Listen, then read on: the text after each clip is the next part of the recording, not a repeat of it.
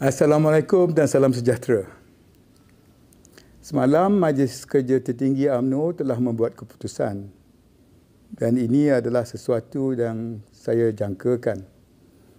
Dan oleh kerana saya menerima ramai panggilan, mesej dan pertanyaan, saya terpanggil untuk sekurang-kurangnya menjelaskan fakta dakwaan terhadap saya.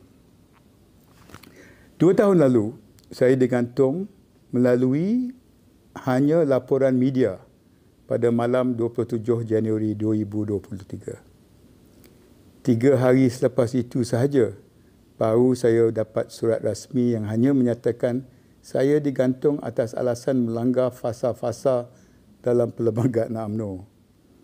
Tidak ada sebarang penjelasan atau perincian lanjut.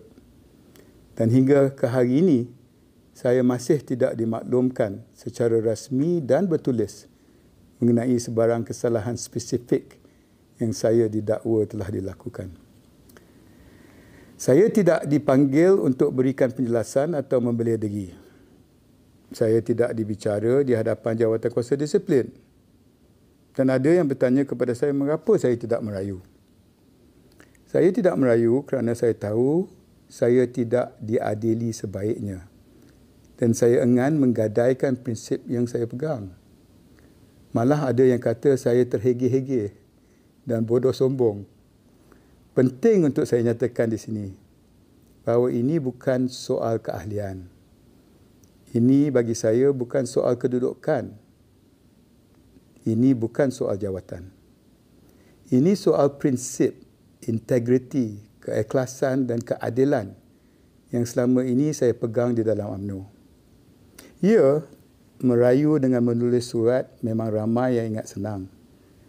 Tetapi bagi perjuangan saya selama ini, ia bukan sekadar untuk menjadi ahli kembali. Ini tentang memegang kepada nilai dan prinsip bukan saya saja, tetapi juga pemimpin-pemimpin UMNO terdahulu daripada kita. Ini yang sukar untuk saya kompromi. Semasa saya digantung, tidak ikut prosedur. Bila ada permintaan untuk saya diterima semula, kena ikut prosedur pula. Usul agar penggantungan saya ditarik balik bukan datang daripada saya. Ia datang daripada UMNO bahagian Semberong sendiri.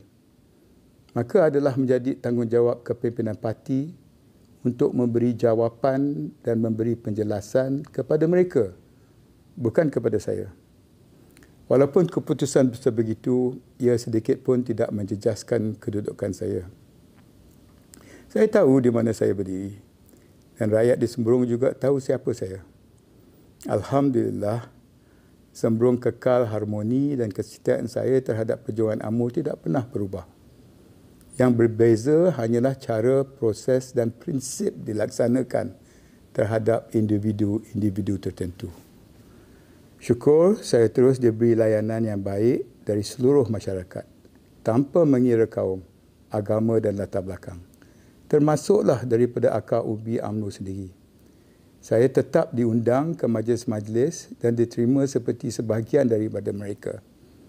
Hubungan saya dengan rakyat tidak pernah bergantung kepada jawatan mahupun status dan keahlian.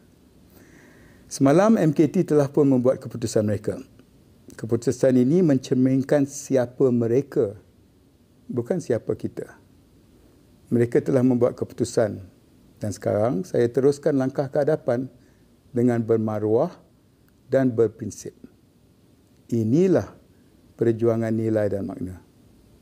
Rayuan bukan penentu kesetiaan saya. Prinsip di dalam parti yang menentukan kesetiaan kita sebagai orang parti.